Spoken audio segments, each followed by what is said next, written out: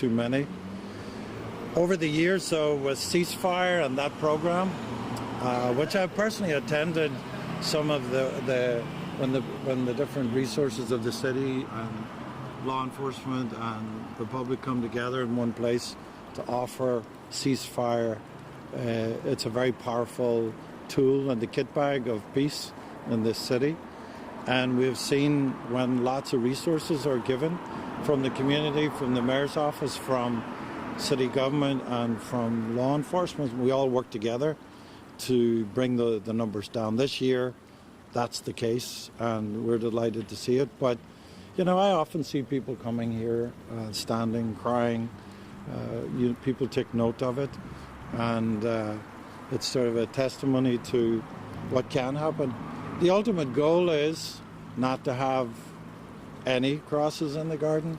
And last Sunday I said we have 67 crosses, I think, and whatever the statistic is for the end of the year, there's probably 20 or 30 people walking around Oakland today that will be a statistic when we take these crosses down on December 31st.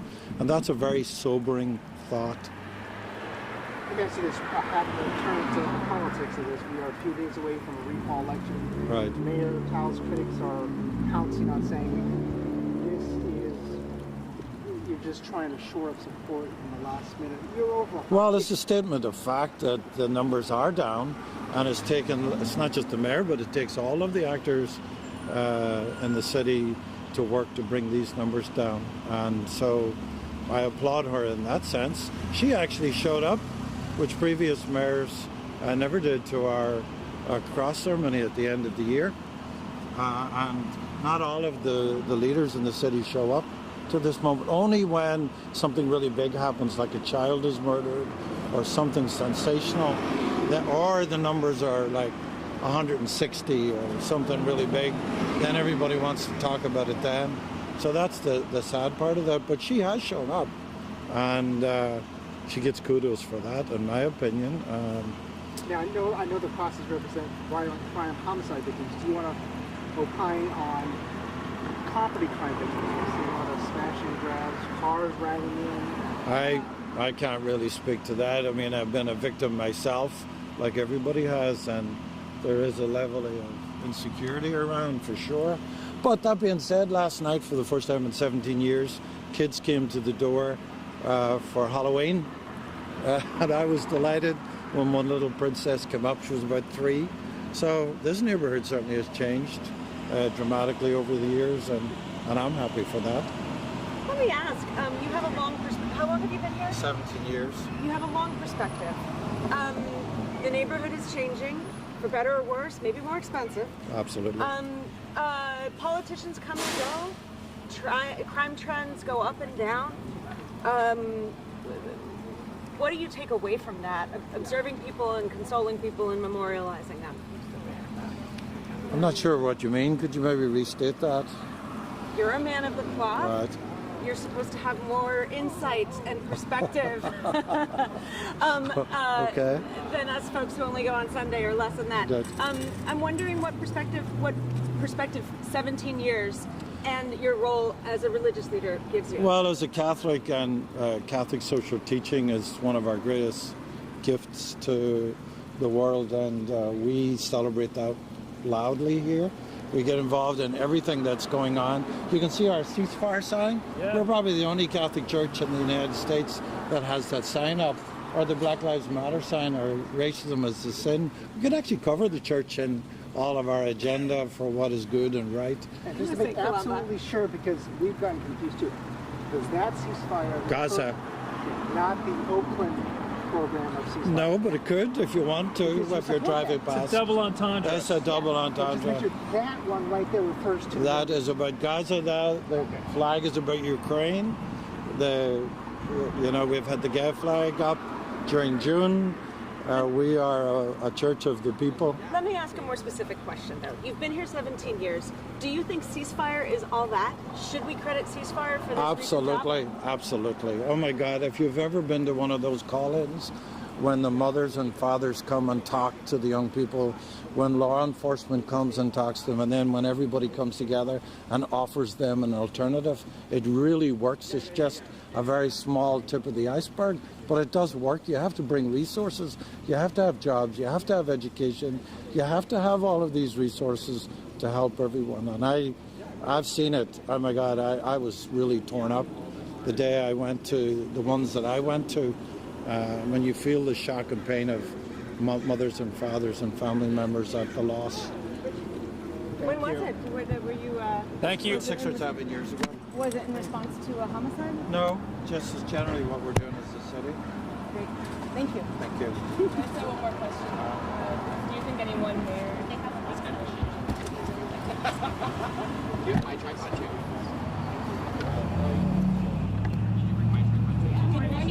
That's okay. Are you going to live stream or something? Welcome. I can live stream. I love this thing. Yeah, you have the mic, so. Like almost fell out. Much easier, yeah.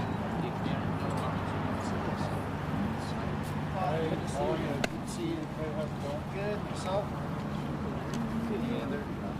We're waiting on our day. Oh, November, yeah. We're supposed to close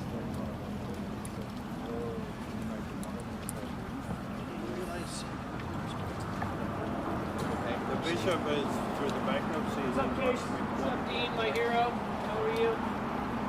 No hero. I do it every day.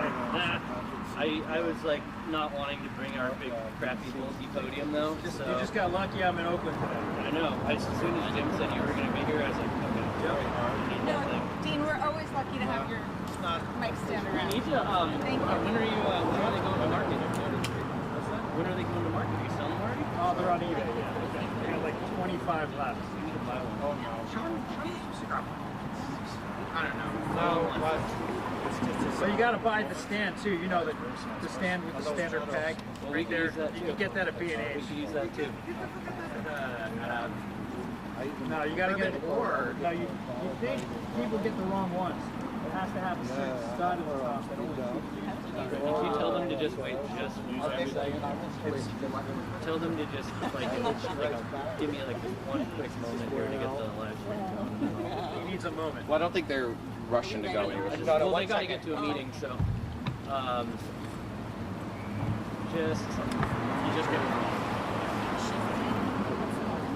I saw him with my son Sean lately. Has he retired already? No, he's still.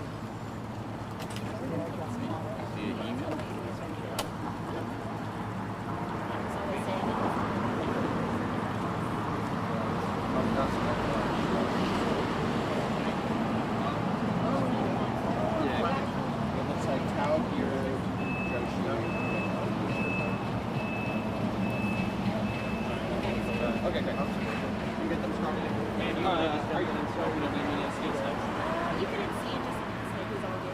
Just gonna And then we mention, can all you line might up right here. every once in a while, a bus pulls up. You're gonna just have to project. Okay.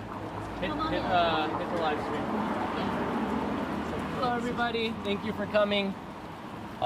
We're here outside of Father Aiden's church. This is where the ceasefire strategy really got started. Every year, he puts out these crosses to mark the lives lost, and this year, fortunately, he hasn't had to put out as many crosses. So we're here with Mayor Shang Tao. We are here with DVP Chief Holly Joshi. We are here with Assistant Police Chief James Beer, and we have Father Aiden here as well. So we're going to get started. A quick note, please. We have them. They all have to get to meetings. They have a big ceasefire meeting right after this, so we do not have time for a lot of questions. So we'll probably have like 1 or 2 questions, and then we'll have to get out of here to the next meeting. Thanks, guys. I'm going to bring up Mayor Shang Tao. All right. Good morning, everyone. You know, this is an important place. It is incredibly important. This is where the ceasefire strategy, which was actually first implemented. And we want to thank Father Aiden for his hard work every single year. And I stand here with leaders from OPD and DVP, Chief Holly Joshi and Chief Beer. It's hard not to stare at these crosses behind us because each of these crosses represents somebody who we have lost. That means that their families and their friends had to endure the loss, a violent loss at that. And of course, with our ceasefire strategy, we know that we are saving lives. And so today we tell you that Father Aiden hasn't been forced to actually make as many crosses this year as he usually does. And so that's a really strong sign that we are headed on the right track. And of course, it's not an accident. It's not a coincidence. It's the result of incredible work of our police officers, of our violence prevention, and the partnership with probation and the DA's office and our faith-based leaders. When I took office, crime was out of control, and I called for an audit, and it showed that the ceasefire strategy was needed. We fully re-implemented it, and we are now seeing results. That means 33% less crosses, 33% less families that have to endure the grief, 33 less lives that are lost. And so with that being said, again, Oakland is on the right track, but we're going to continue to dig in until we have 0 homicides. And with that being said, I do want to bring up Dr. Holly Joshi. She is the chief of the Department of Violence Prevention. Good morning, everyone. Thank you for coming out here this morning. We appreciate you. I'm Holly Joshi, chief of the Department of Violence Prevention. I'm incredibly grateful to be here this morning in a place that is essentially the birthplace of Oakland Ceasefire, with faith-based leaders who are absolutely critical to this strategy.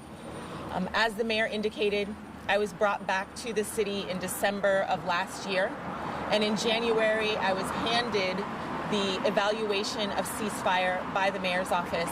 The California Partnerships for Safe Community and the National Institute for Criminal Justice Reform had done a problem analysis of Oakland's homicides and shootings to be sure that the ceasefire strategy was still the correct tool to utilize in 2024.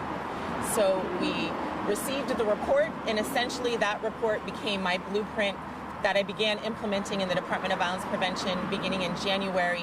And this past 10 months has been an absolute whirlwind of reorganization, retraining, promotions, and refocus in the Department of Violence Prevention in order to successfully implement the ceasefire strategy with fidelity. I'm extremely grateful to my hardworking Department of Violence Prevention team. The men and women of the Department of Violence Prevention are Oakland natives. They have lived experience with violence themselves, and they serve as living and breathing examples to other people in the community that there is a way off cycles of violence, and there's a way to live and thrive healthily in this city. My violence interventionists spend every day and night in the community building relationships with those most vulnerable to violence and proactively conflict mediating and preventing retaliatory shootings. My life coaches work daily with those folks who've been identified as being most at risk of picking up a gun in the next 90 days, supporting them to make the behavior change and mindset shifts that it takes to get out of cycles of violence. Of course, we're here today touting the data, and the data by no means, and the reductions by no means, is a victory flag for the City of Oakland team. What it does represent is a data point that tells us that we are on the right track and that we need to continue our focus, and we need to continue having the resources that we have focused on ceasefire. We are absolutely committed and will continue to get up every single day to create an Oakland that's safe for everyone. Thank you. Good morning, everyone. I'm Assistant Chief James Beer. Thank you for coming out this morning. Thank you to Father Aiden for hosting us. I will say, it's a hard moment being here. My family and I attended the ceremony of the crosses last year, where there was 126 crosses representing a homicide for each homicide victim that we suffered tragically through last year. On a personal note, one of those crosses was Officer Tuan Lei. Also, one of those crosses was one of my son's friends that I watched grow up as a little boy, and unfortunately, was lost in the streets. I do want to say we're not waving the victory flag. I think Dr. Joshi just mentioned that, because I will be back here again, unfortunately, to represent another lost victim that my middle son went to school with. So we still have a lot of work to do, but of those 126, to give it a little bit of perspective, that number doesn't truly represent the loss of this community, because it's every family member, friend, community member that suffers. So we're also dedicated to finding a peaceful resolution to help heal and go forward, because we do know that hurt people sometimes tend to hurt other people. So we need to wrap our arms around our kids and our loved ones and start healing. So of those 126, currently, right now, we're sitting at 113 homicides this time last year. For 2024, we have 71. Represents a 37% decrease in homicide victims. We do want to get to the point in our city, in our community, where we have 0.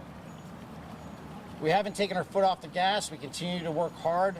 Our police officers are out there every day, across every neighborhood, at every hour, working to strive to get to that goal. In the month of October, we haven't had a single homicide. And that's a testament to the police officers, our partners, the faith-based community, the leaders, the community itself for stepping up and helping us, because we can't do this alone. We've learned that arresting our way out of this just isn't going to work. So in January, we restructured the police department to properly support the ceasefire strategy that we are utilizing today. We had to become more proactive. We had to work alongside of our partners. I want to appreciate all of our elected officials that helped us get there.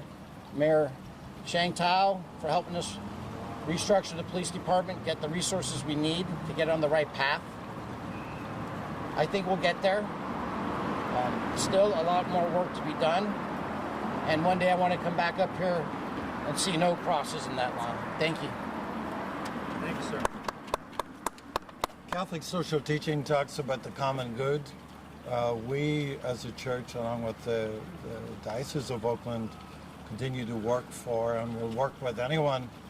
We have worked in the past with OCO, an Oakland-based organization now known as Faith in Action, promoting ceasefire, and there's been great results. It's multidisciplinary. It brings everything to the table: education, jobs, resources to those who could possibly pick up a gun. And when that happens, it really works. And those resources are brought by law enforcement, the mayor's office, and all of us working together in the faith community. We are one community, and we rejoice in the fact that these numbers have come down. Last evening, a few evenings ago, we had a man in our grief group whose sister was murdered coming from the post office a couple of years ago. To feel his pain and understand that reality as every one of these crosses. Let's hope and pray that we get to the moment when this is just a garden for roses. That's our goal, and that's the goal of all of us together, and I appreciate you coming by today. Thank you. We have time for one question, then we get your The same small but vocal group of retail components today will be talking about Lucky 7 cigarettes hit 13 times by burglars. We recognize the gains in violent crime going down, but they are saying, what can we do about repeat property crime, in this case 13 times? Your thoughts about that as we talk about these gains in homicide reduction? Let's see if she needs to get there. She could get through. She could come this way. Okay. You know, so as we've talked about, crime across the city is going down. We're trending downward. And of course, you know, we work every day to try to get crimes to 0. But of course, this is a big city, and just like any other city, we're seeing our fair share. And so even with the repeated property crimes and the burglaries and the burglaries of stores or what have you, we're seeing that this is a trend across the state.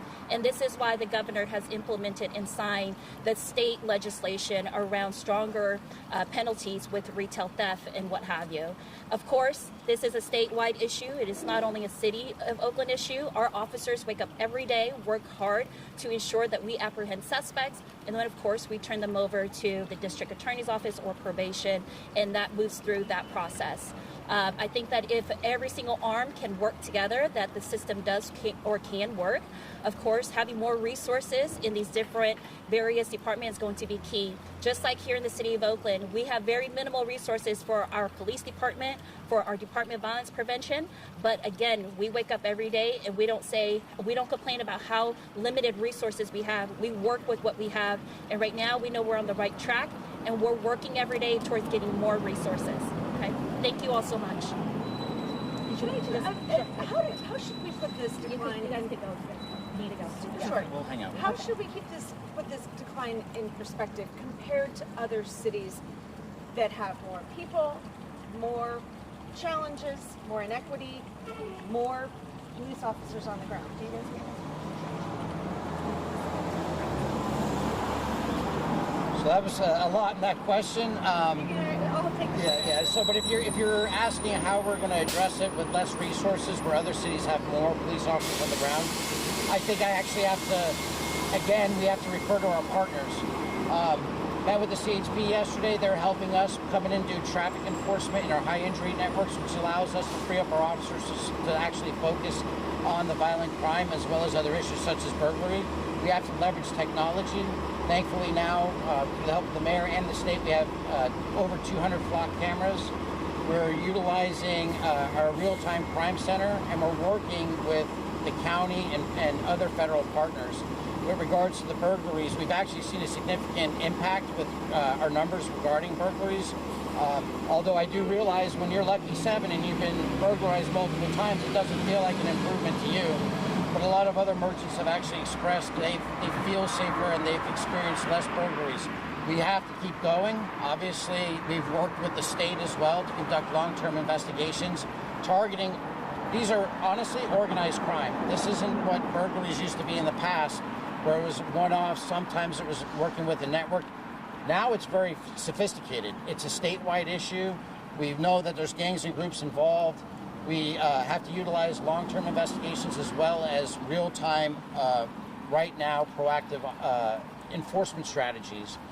We have taken a number of groups off, and they've been charged either through the state or through the county, and that's actually made a significant impact. Again, yes, with everything else, we do have some work to go forward, but we do have to leverage our outside partners. OPD can't do it on our own, and we understand that.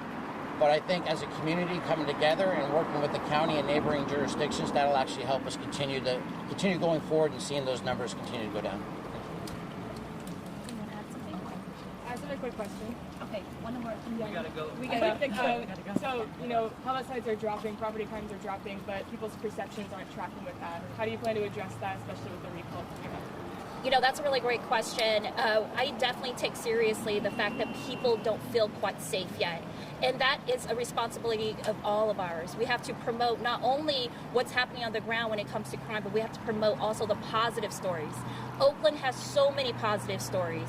And I believe that if we come out, break bread with communities, this is why I've issued the Activate Oakland grants, so that these grants can go to the real community so that they can actually, whether it's hosting block parties or hosting night markets, that we can get people to come out, break bread with each other, and make sure that we feel safe again on our streets. And so that is what we're working towards. But it takes all of us.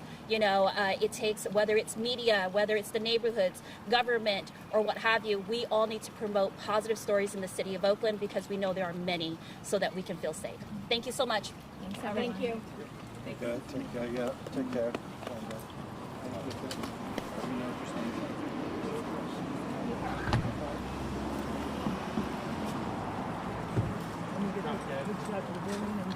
Dean? Yep. Thank you so much. We're welcome. gonna buy one of these for the city. We shouldn't have to borrow yours. But I'm at every press conference, I know, right? I really appreciate you doing that. It's like a wholesale discount every time.